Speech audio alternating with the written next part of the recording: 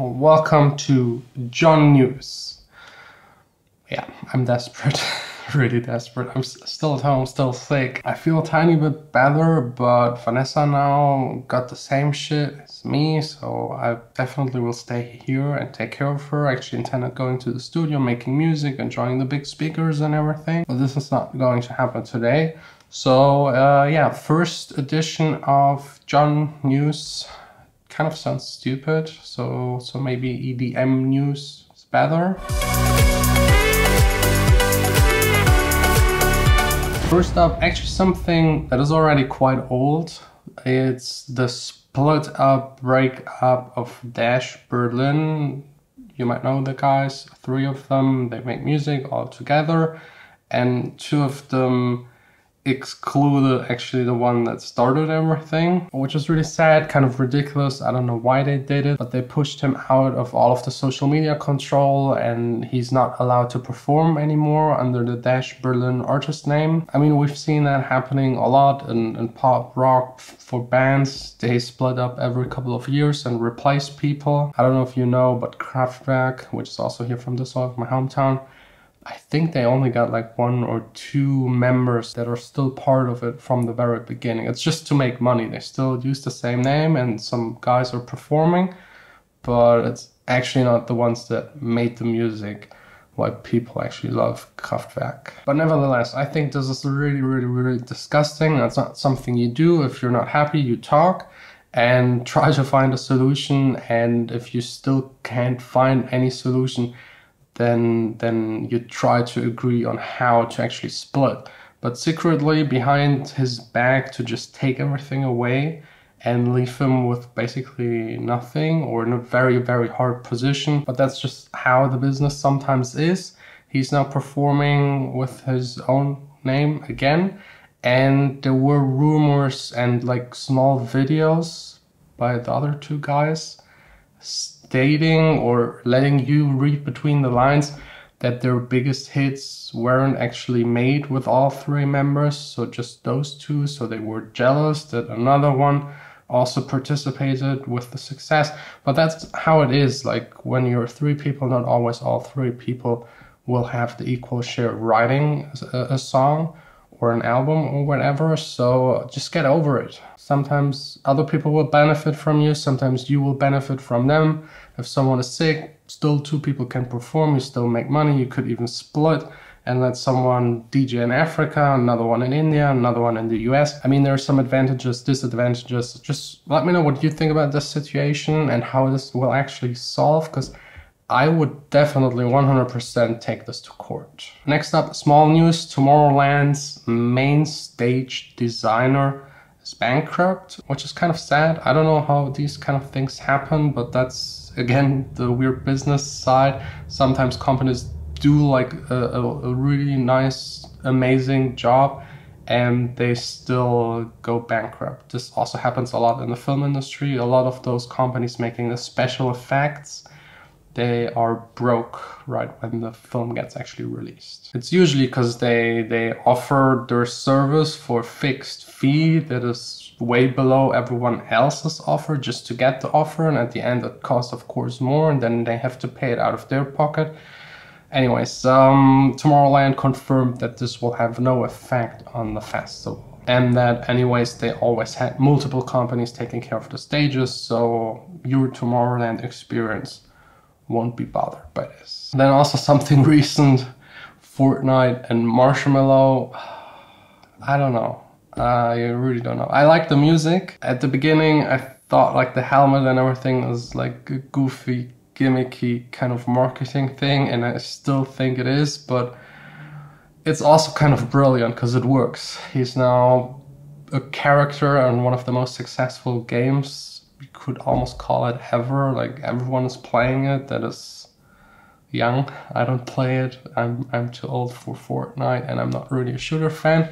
But he's now in there. He played there a live DJ set, which is also again very gimmicky, but got him a ton of press. I just don't know if that really will help him in the future, because I think if you like over milk everything and just take every opportunity to just be in the media, you will get very boring very soon and people will be sick of you. But since he's hiding behind this helmet and it's more like this character and actually a person, that might actually work. I don't know. Let me know what you think. Is that something that we will still be seeing in 4 or 5 years, or will Marshmallow just be a thing of the past? And then maybe the most annoying thing of 2018, and it continues. I mean, it's a great song, Losing by Fisher. Everyone knows that one. And everyone is playing it. Like, it was played at the World Club Dome, where it was as a guest and also DJing. It was played every single day on every single stage, at least 3 or 4 times. It was even, I think, Lost Frequencies played it, and then 2 or 3 hours later, someone on the same main stage also played it. It's overplayed. It's getting annoying. I also don't think that it's such a special track. I mean, yes, it's good, and that kind of horn sound is kind of working, but it's not like the most complex song ever. If I compare it, for example, against Eric Prydz Piano, which like is like one of the most amazing instrumentals ever, I think there's like a huge difference in quality. And piano, did I say piano or P? What was it again? I always pronounce it piano, but it's PJ New, whatever. You know which song I mean. It's a classic. I've played it millions of times, and I could listen to it also in 10 years and 50 years. Doesn't matter. It's like a true classic. And that Fisher song is starting to get annoying, and I think it's also a bit embarrassing to just play the same song on multiple stages every single day, again and again. But good for him. This made sure that he's now DJing worldwide. Everyone knows who he is, and I'm not really sure if he can follow up this song, if there is actually something that will come next after Losing It. And I've also heard, but these are just rumors, that he's not producing actually his own music. I'm, again, not sure about this. I just heard it from someone that actually Chris Lake is making his music. But maybe you guys have a little bit more insights to this and some proof somewhere on the internet. Speaking of Eric Prydz, he announced a tour, a US tour, which is something very, very rare. So if you were living in the US, try to get some tickets. This guy just hates flying. I can still remember, like, was it like maybe 6, 7 years ago, he canceled his Australia tour, went on the plane and left it again. He is just really afraid of it, so he's usually just like touring around Europe, taking the train. It's also one of the main reasons why he never became part of the Swedish House Mafia. He would have never been able to tour with them. That schedule, so many flights, that's really not his thing. Still absolutely love his music, his Prida, Eric Prydz, Cyrus D stuff. It's just top notch. It's like clean produced, it's always innovative. And I've checked out a couple of his test videos of his light show, so it's cool. I'd say he's like from the bigger EDM guys, still one of the coolest. Last but not least, Paul van Dyk got $12 million, so not for a DJ gig or anything. He you might actually remember, I also already talked about this. He got injured, I think it was State of Trance or something like that. I should actually know that as a news reporter for EDM news. But he went on stage and then stepped onto something that looked solid because it was covered in black fabric, but it wasn't. And he fell down, I think it was like 6 or 12 meters, almost died. They had to take him with the helicopter to the hospital. He was in therapy and like slowly regains like all of his abilities. He still has a little bit of problems like talking and with his legs and movement and everything. He got 12 million by the event organizer, which might sound a lot, but if this would have happened in the US, the laws there are very different when it comes to these kind of situations.